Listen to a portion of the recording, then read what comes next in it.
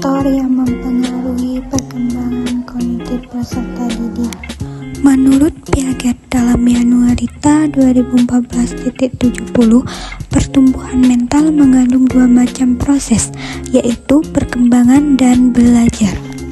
Perkembangan adalah perubahan struktur, sedangkan belajar adalah perubahan isi.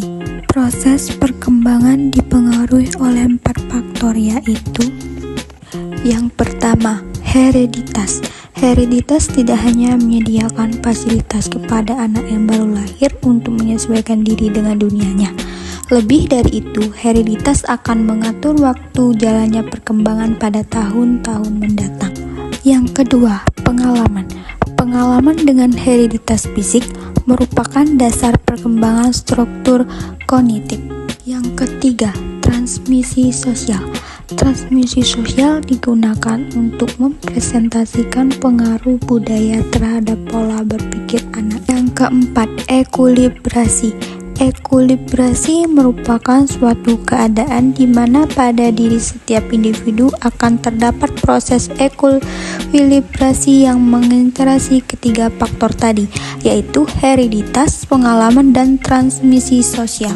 Selain 4 faktor di atas, faktor lain yang mempengaruhi adalah: 1. Faktor kematangan tiap organ fisik maupun psikis, yaitu kesanggupan tiap organ menjalankan fungsinya masing-masing dapat dipengaruhi terhadap perkembangan kognitif. 2. Faktor keterbukaan, yaitu segala keadaan di luar diri seseorang yang mempengaruhi perkembangan inteligensi. 3. Faktor minat dan bakat, yang mengarahkan perbuatan kepada suatu tujuan dan merupakan dorongan untuk berbuat lebih giat dan lebih baik lagi. 4. Faktor kebebasan, yaitu keleluasaan individu untuk berpikir divergen atau menyebar, yang berarti bahwa manusia dapat memilih metode-metode tertentu dalam memecahkan masalah. Implikasi perkembangan kognitif peserta didik dalam pembelajaran. Beberapa strategi yang dapat digunakan guru dalam membantu peserta didik mengembangkan proses-proses kognitifnya antara lain: yang pertama, ajak peserta didik memfokuskan perhatian dan meminimalkan gangguan.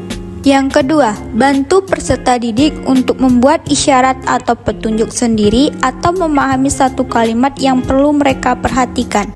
Yang ketiga, gunakan media dan teknologi secara efektif sebagai bagian dari pembelajaran di kelas. Yang keempat, ubah lingkungan fisik dengan mengubah tata ruang, model tempat duduk, atau berpindah setting ruangan. Yang kelima, hindari perilaku yang membingungkan dan dorong peserta didik untuk mengingat materi pembelajaran secara lebih mendalam, bukan mengingat sepintas lalu. Yang keenam, bantu peserta didik menata informasi yang akan dimasukkan ke dalam memori, serta memahami dan mengombinasikan informasi tersebut. Yang ketujuh, latih peserta didik menggunakan strategi mnemonik. Sedangkan upaya yang dapat dilakukan guru dalam mengembangkan kemampuan kognitif peserta didik antara lain: 1. Guru harus mengajar dan menganjurkan kepada peserta didik untuk menggunakan strategi belajar yang sesuai dengan kelompok usia mereka. 2. Memberikan pelatihan tentang strategi belajar, kapan dan bagaimana menggunakan strategi untuk mempelajari tugas-tugas baru yang sulit. 3. Menunjukkan strategi belajar dan mendorong peserta didik untuk menggunakan strateginya sendiri. 4. Mengidentifikasi situasi-situasi terkait kemungkinan suatu strategi dapat digunakan dalam belajar. 5. Memberikan kesempatan pada peserta didik untuk belajar